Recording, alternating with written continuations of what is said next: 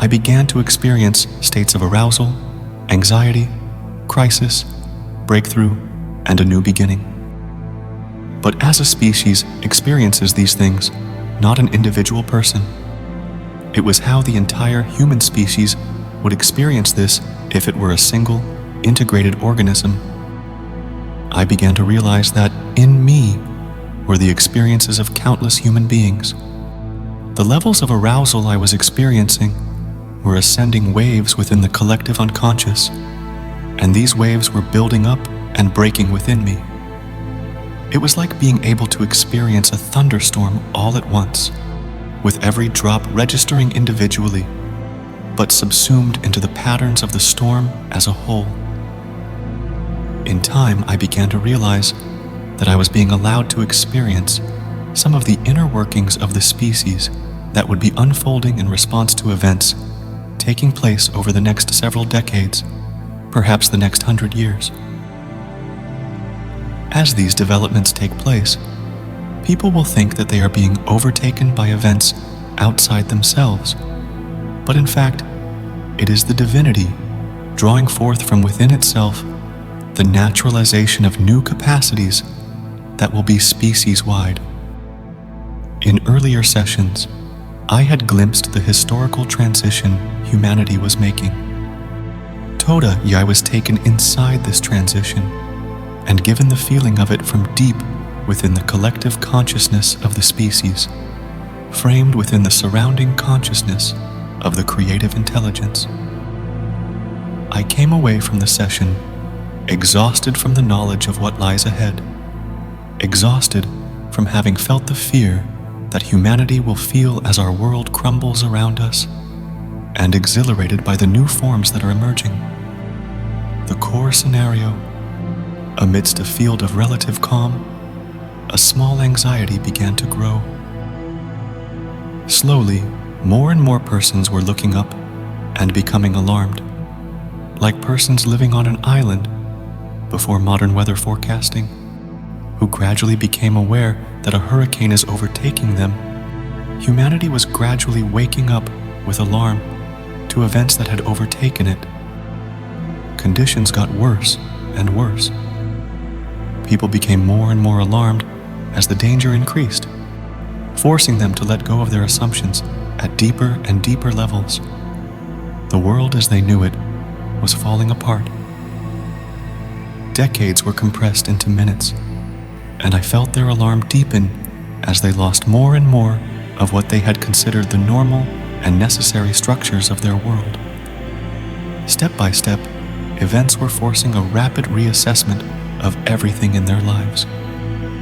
The events that had overtaken Earth were of such scope that no one could insulate themselves from them. The level of alarm grew in the species field until eventually everyone was forced into the melting pot of mere survival. We were all in this together. Families were torn apart, parents were torn from children, and children from each other. Life as we had known it was shattered at the core. We were reduced to simply trying to survive. For a time, it looked as though like we would all be killed. But just then, when the storm was at its peak, the worst of the storm passed over and the danger slowly subsided. Though many had died, many were still alive. As the survivors began to find each other, new social units began to form. Parents and children from different families joined to form new types of families. Everywhere new social institutions sprang into being that reflected our new reality, new ways of thinking, new values that we had discovered within ourselves during the crisis. Every aspect of our lives was marked by new priorities, new perceptions of the good, new truths. These new social forms reflected new states of awareness that seemed to spread through the survivors like a positive contagion.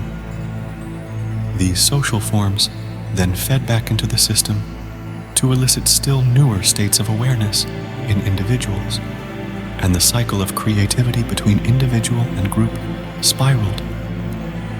The the whole system was becoming alive at new levels, and this aliveness was expressing itself in previously impossible ways.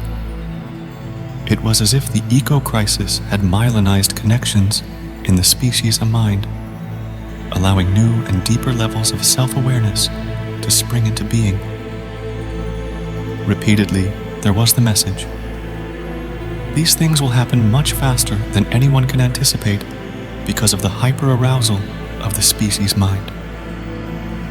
Thousands of fractal images drove this lesson home again and again, faster than anyone can anticipate. The pace of the past was irrelevant to the pace of the future.